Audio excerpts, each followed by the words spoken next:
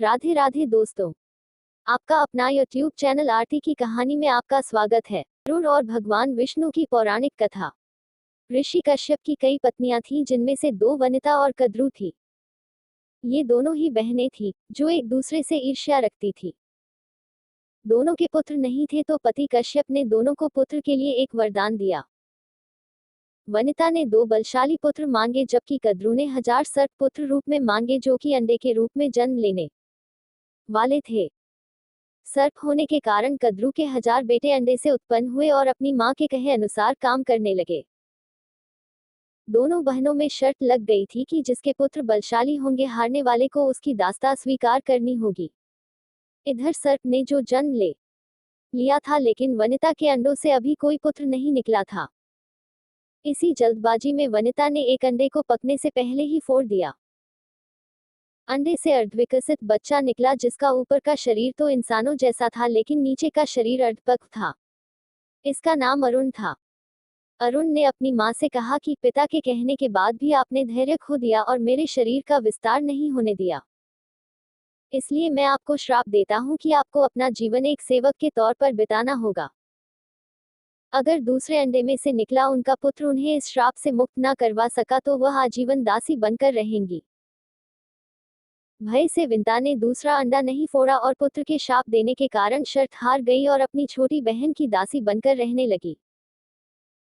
बहुत लंबे समय के बाद दूसरा अंडा फूटा और उसमें से विशालकाय गरुड़ निकला, जिसका मुख पक्षी की तरह और बाकी शरीर इंसानों की तरह था।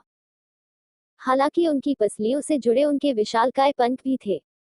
जब गरुड़ को यह पता चला कि उनकी माता तो अपनी ही बहन की दासी है और क्यों है यह भी पता चला, तो उन्होंने अपनी मौसी और सर्पों से इस दासत्व से मुक्ति के लिए शर्त पूछी।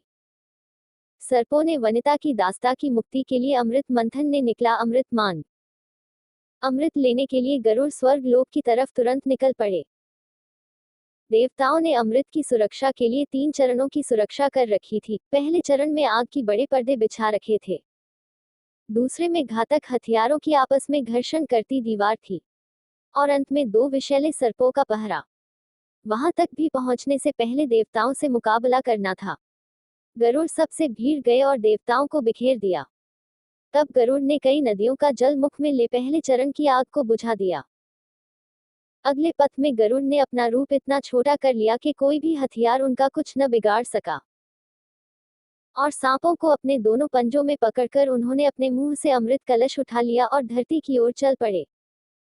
लेकिन तभी रास्ते में भगवान विष्णु प्रकट हुए और गरुड़ के मुंह में अमृत कलश होने के बाद भी उसके प्रति मन में लालच न होने से खुश होकर गरुड़ को वरदान दिया कि वो आजीवन अमर हो जाएंगे।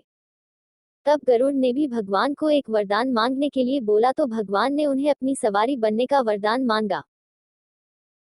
इंद्र ने भी गरुड़ को वरदान दिया कि वो सांपों को भोजन रूप में खा सकेगा। इस पर गरुड़ ने भी अमृत सकुशल वापसी का वादा किया। अंत में गरुड़ ने सर्पों को अमृत सौंप दिया और भूमि पर रखकर कहा कि यह रहा अमृत कलश। मैंने यहाँ इसे लाने का अपना वादा पूरा किया और अब यह आपके सुपुर्द हुआ। लेकिन इसे पीने के पहले आप सभी स्नान करें तो अच्छा होगा। जब वे सभी सर्प स्नान करने गए, तभी वहां अचानक से भगवान इंद्र पहुंचे और अमृत कलश को वापस ले गए। लेकिन कुछ बूंदें भूमि पर गिर गई, जो घास पर ठहर गई थी। सर्प उन बूंदों पर झपट पड़े, लेकिन उनके हाथ कुछ न लगा। इस तरह गरुड़ की शर्त भी पूरी हो गई और सर्पों को अमृत भी नहीं मिला और गरुड़ की मां भी अपनी बहन की दास्ता से मुक्त हो गई। कहानी कैसी लगी दोस्तों? अपनी राय कमेंट बॉक्स में जरूर शेयर करें। यदि कहानी अच्छी लगी दोस्तों, तो वीडियो को लाइक करें, शेयर करें और अपने YouTube चैनल आरती की कहानी को सब्सक्राइब करके मुझे सपोर्ट करें। वीडियो पर समय देने के लिए धन्यवाद।